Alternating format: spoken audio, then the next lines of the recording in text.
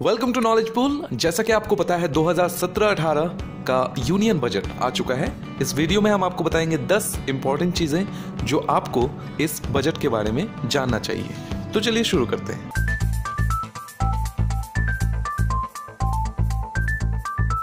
Tax की बात करते हैं। टैक्स रेट जो है वो 5% हो गया है 10% से, और ये हुआ है उन लोगों के लिए जिनकी आय 2.5 से 5 लाख थी। सबसे पहली बात तो 3 लाख तक आपको कोई टैक्स नहीं लगेगा अब, जो लिमिट पहले 2.5 लाख की थी। और दूसरे बेनिफिट की बात करें तो 12,500 रुपये का बेनिफिट मिलेगा सारे टैक्स पेयर्स को। इसके अलावे जो और एक महत्वपूर्ण चेंज आया है वो ये है कि जिनकी आय 50 लाख से 1 करोड़ के बीच में थी, अब उनको 10% एडिशनल सरचार्ज भी लगेगा। और अगर हम इंफ्रास्ट्रक्चर की बात करें तो लॉन्ग टर्म कैपिटल गेन जो होता है वो उसका टैक्स होल्डिंग पीरियड अब 2 साल हो गया है 3 साल से, यानी कि 2 साल के बाद अब आपको टैक्स देना पड़ेगा अपने लॉन्ग टर्म कैपिटल गेन्स पे। ब्लैक मनी रोकने के लिए सरकार ने एक बड़ा कदम उठाया है इस बजट में। अब से 3 लाख से ज्यादा का कैश ट्रांजैक्शन पॉसिबल नहीं होगा, ये इलीगल माना जाएगा। और उल्लंघन करता यदि देश छोड़ के भागता है तो उनकी सारी संपत्ति गवर्नमेंट हड़प लेगी या सीज कर लेगी।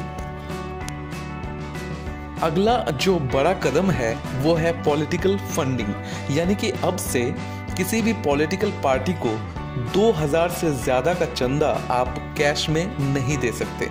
अगर ये चंदा 2000 से ज्यादा है तो आप उसको डिजिटल माध्यम या चेक के थ्रू से दे सकते हैं।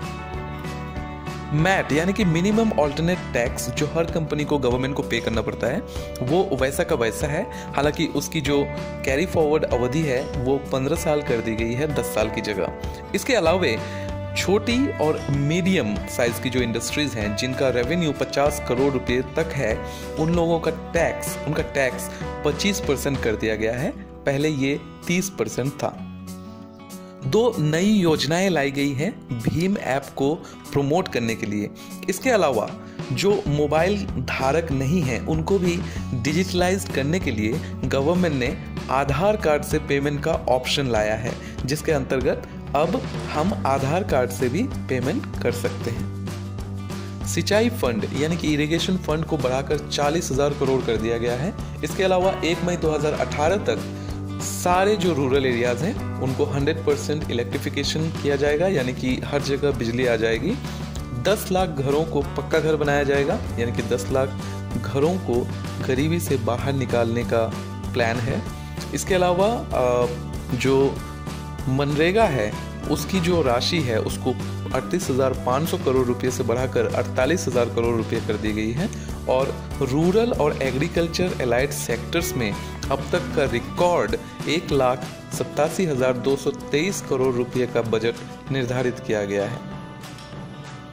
FIPB यानी कि फॉरेन इन्वेस्टमेंट प्रमोशन बोर्ड को बंद कर दिया गया है, जो FDI यानी कि फॉरेन डायरेक्ट इन्वेस्टमेंट को प्रमोट करता था। इसके जगह पर एक पैनल बनाया जाएगा जो रिसर्च करेगा इन सब चीज़ों के ऊपर। इसके अलावा प्रधानमंत्री मुद्रा योजना के तहत लैंडिंग टारगेट जो है उसे 2,44,000 करोड़ रुपए निर्धारित कर दिया गया है। रेलवेज की अगर बात करें तो टोटल बजट आवंटित किया गया है 1,31,000 करोड़ रुपए। 3,500 किलोमीटर की नई रेल लाइनें बिछाई जाएंगी और तीर्थ यात्रियों के लिए डेडिकेटेड ट्रेन्स लॉन्च की जाएंगी। इसके अलावा 500 नए स्टेशंस बनाए जाएंगे जो कि डिसेबल फ्रेंडली होंगे, यानी कि विकलांगों के लिए उसमें सारी सुविधाएं मौजूद होंगी। इसके अलावा बायो टॉयलेट्स बनाने का प्रावधान है रेलवे के हर कोच में बाय 2019। अब आपको बताते हैं एक इंटरेस्टिंग खबर। आपने कभी IRCTC में टिकट बुक किया है? अगर हाँ तो आपको उसमें एक सर्विस चार्ज जरूर लगता है। तो दोस्तों अब वो सर्विस चार्ज बिल्कुल नहीं लगेगा।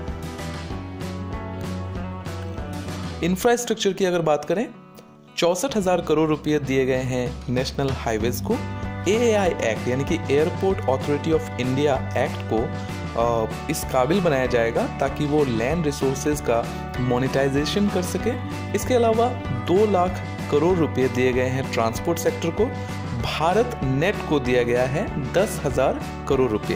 तो टोटल इंफ्रास्ट्रक्चर में जो इन्वेस्ट किया गया है इस साल वो है 3.96 लाख करोड़ रुपए। गरीब तथा पिछड़े वर्गों के लिए टोटल आवंटित राशि है 1,84,000 करोड़ रुपए। इसमें से जो एलोकेशन है वो शेड्यूल कास्ट यानी कि अनुसूचित जाति के लिए 52,393 करोड़ रुपए है और शेड्यूल ट्राइब्स यानी कि अनुसूचित जनजाति के लिए 31,920 करोड़ रुपए हैं। कुछ वायदे किए गए हैं फाइनेंस मिनिस्टर के हिसाब से। जो कुष्ठ रोग है वो हम 2018 तक खत्म कर देंगे और टीबी 2025 तक, और एफोर्डेबल हाउसिंग को भी बढ़ावा दिया गया है।